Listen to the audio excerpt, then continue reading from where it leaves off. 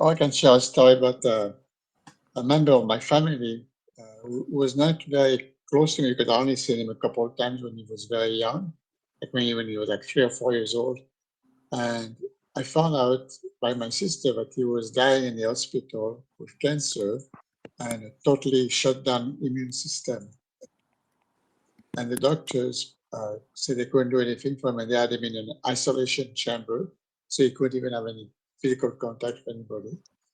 And he was at the time 15 years old, and he was dying basically. So my sister said, "Can you do something for him?" I said, "Yes, we can try to do a session."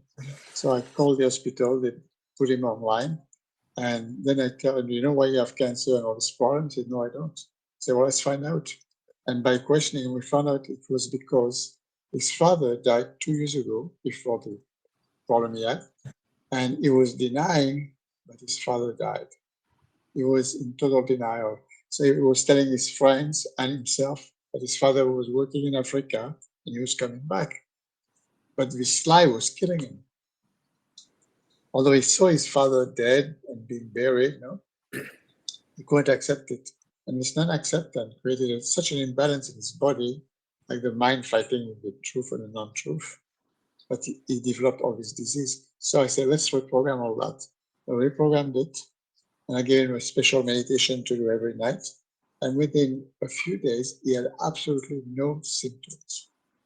And he was out of the hospital. Doctors couldn't understand why. It's like we found the key that was opening the problem,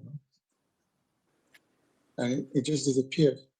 Just like if you know where the switch is in a room, you can turn the light on or off. Well, it's the same thing with the symptom of cancer. You can turn them on or off.